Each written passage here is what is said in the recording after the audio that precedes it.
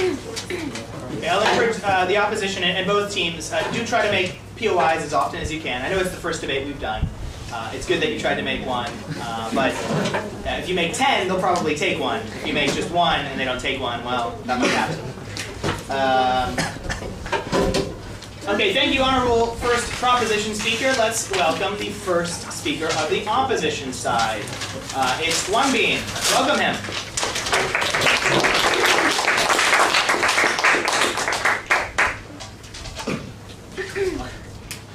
Hello, ladies and gentlemen. I am the first speaker of the opposition side, and today's motion is this House believes that English is better than math.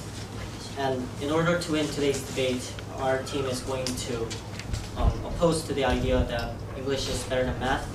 And in order to do that, we are going to prove that math is actually better than English. Well, the first speaker of the proposition side mentioned that math is just a branch of academics, but as we defined it, math is also not only a branch of academics, but also the branch of numbers. So we define math in a kind of more broader sense. And also, the second point the first speaker of the proposition side mentioned was that math was only used locally, and while English was used worldwide. But as our second speaker is going to mention, actually people who use English in their everyday lives are less than 1/3 of the people in our world, and math is used all around the world, including like every other people in Africa and those who didn't even receive education. Point of information, sir.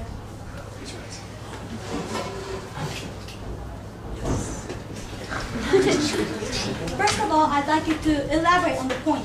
What does math mean as a broader sense? Like, as Dongju mentioned, math was kind of only an academic subject in many other branches. And he said that English was kind of a language that's more than a subject. But as we defined it, math is like counting things in our everyday lives, so it's not necessarily just academic things like equations or like formulas.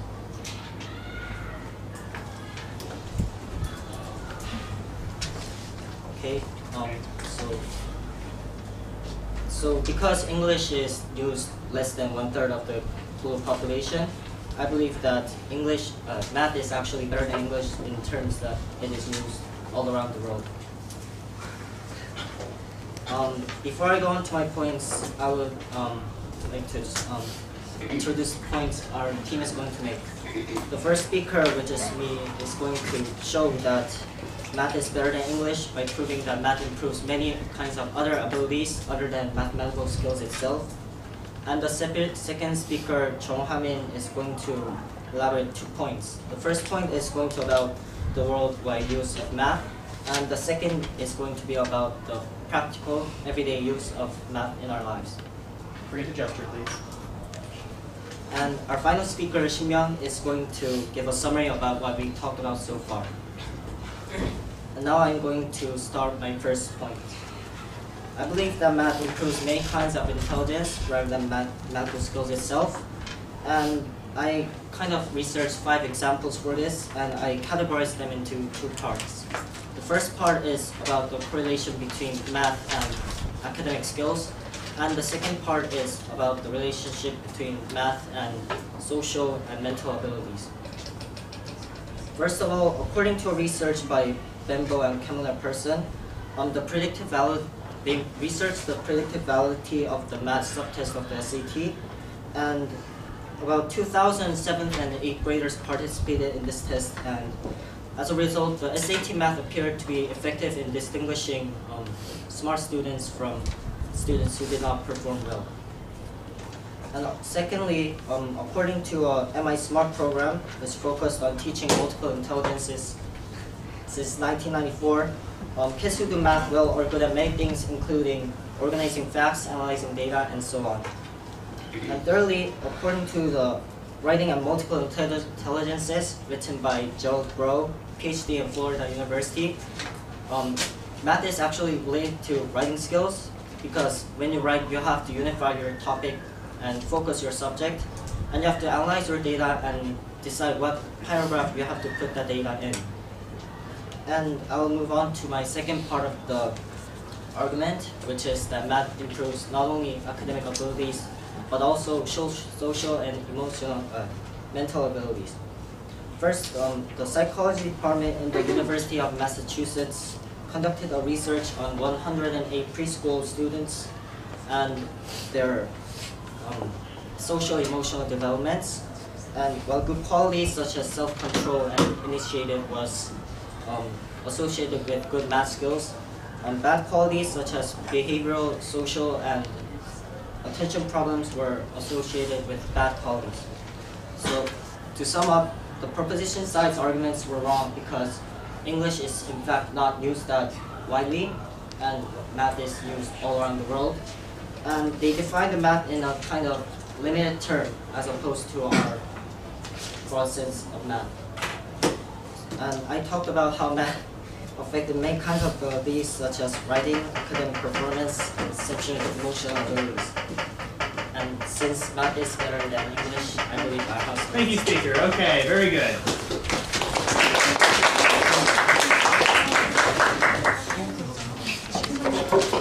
Okay, thank you, opposition side, for your first speech. It looks like Park Young-joon is the second speaker for the proposition, so let's give him a warm welcome.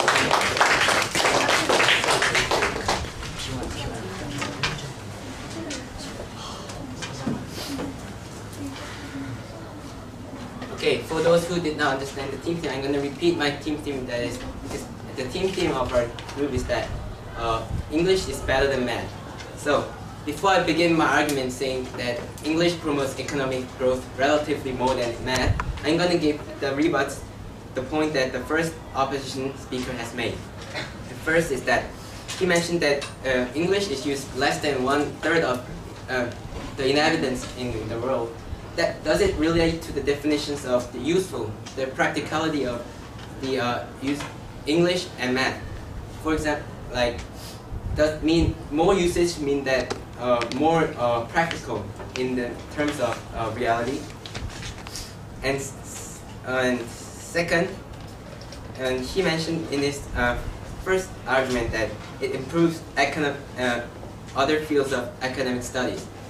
But he didn't give why English does not contribute or give further education to other subjects. So his argument can also fit in the arguments of English that it gives further argument to education.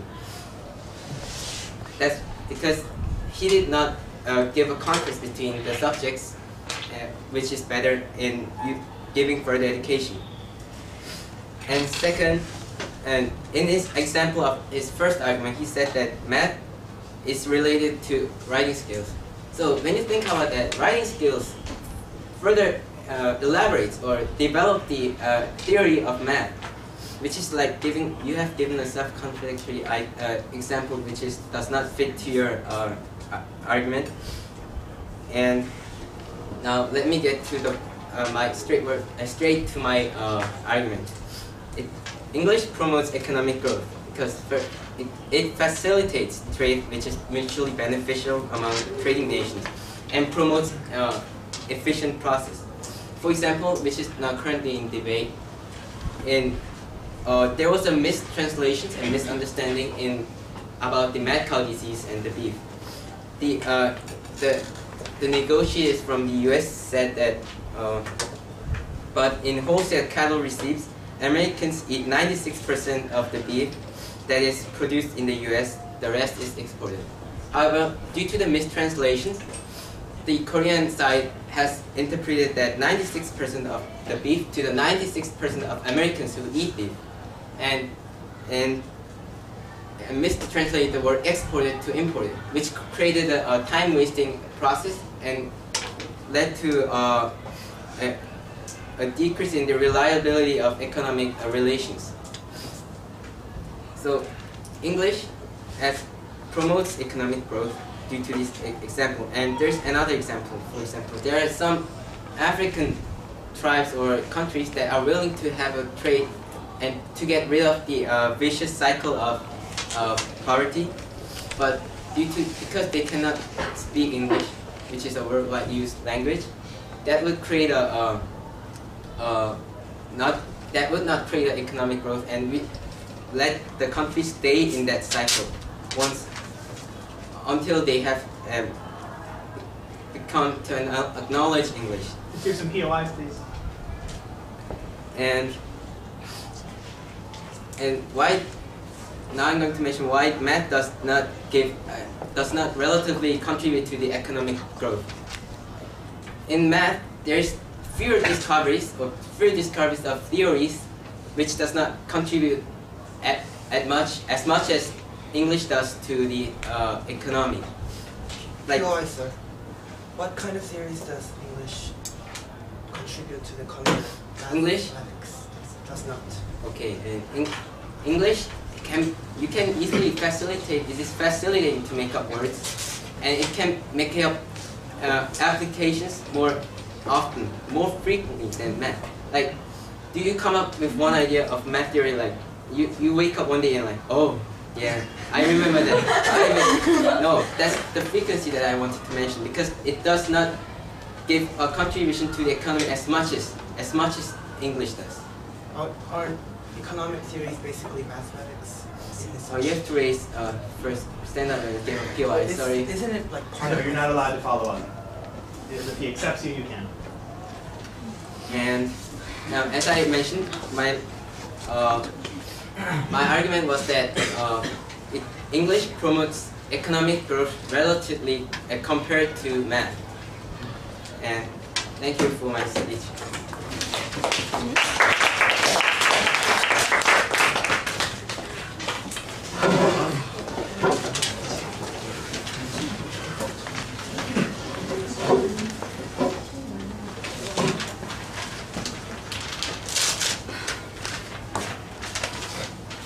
Okay, after this speech, I'm going to ask two people from the audience to stand up. Maybe I'll tell you to speak for the pro side, maybe I'll tell you to speak for the off side. So, be thinking about what you might say if I ask you to speak for 1 minute. Okay? Let's welcome Chung Hwa-min.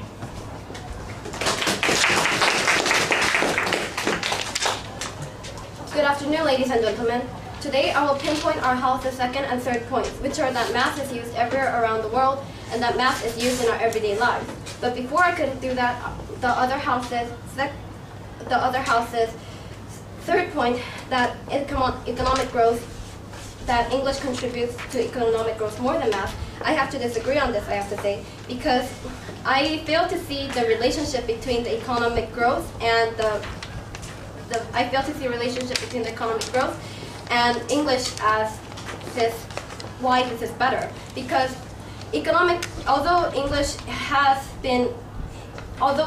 is a united language in the international trade, there are translators who could easily cover this difference between other languages in other countries. And most of the time, most people cannot speak the language of English, and they tend to speak more of their own languages. Point of information, ma'am. Yes. We have mentioned translators as an effective way to cure this problem. However, as my second speaker has pointed out, there have been mistranslations which led to disagreements in trade agreements. What do you have to say to this? Well, mistranslations is that, but it doesn't mean that everybody is using.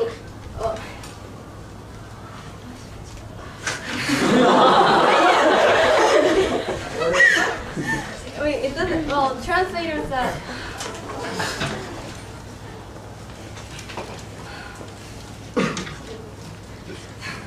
Well, translators, as in the word translating, I meant that. Well, when I said the word translator, I didn't really necessarily emphasize on it. It's just that English you don't have to learn. Well, there may be a mistranslations,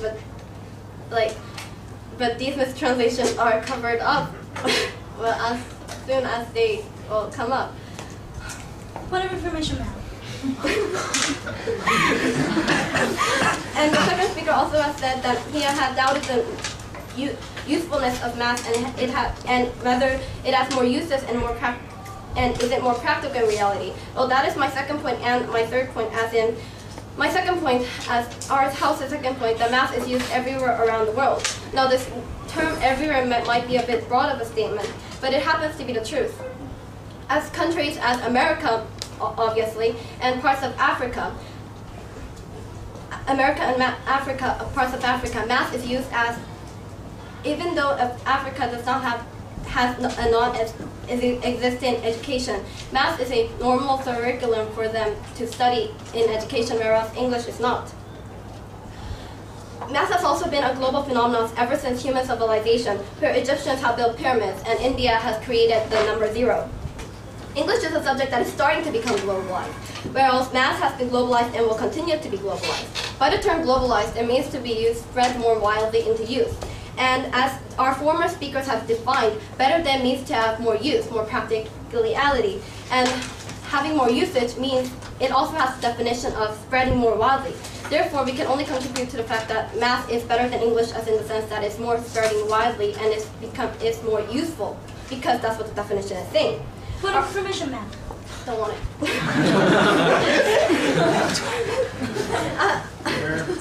Our house's third point, math is used in our everyday lives, is pretty obvious. Math is one of the major subjects a student has to face during his or her school curriculum and until up to college. And he or she also has to face this in everyday life, such as banking accounts or taxing or having international trade. You cannot do all of these activities without the basic concepts of math and fundamental roots of mathematics. In this way, math is used in our daily lives that happens to be more useful than English. We need the basic concepts of math to make crucial decisions, and like business investments or for saving up for the future balance our account. English is limited to where it might be of value, but math follows us around until we die. To give a brief example of Korea, math is still, like I said before on the previous examples, math is still used in our adult world where we trade. However, English, most of us, not including us or other foreign high schools, math is usually a language that is usually specialized for international trade or for people who do international business. To conclude, our house's second point was that English is used widely around the world. And our third point was that it is also used in our everyday lives. Both of these points contain more value than English could provide, simply because English is more limited for the countries it makes up and for the age is more limited to. Now our third speaker will summarize our house's points.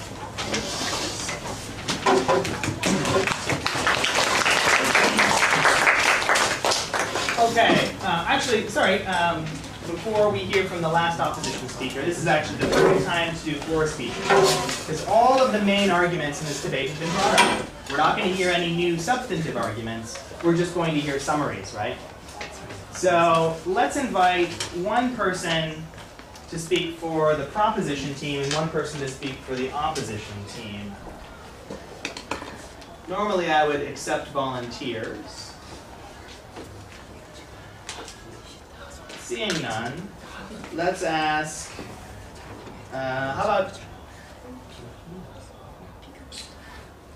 let's do Inara and Kim Sang-rae. Any preference between you two, which side you'd like to speak for? Okay, and Sang-rae, you'll be speaking for the opposite side. Okay, so let's give her a maximum of 1 minute. Let's welcome our first speaker. Turn the camera. So the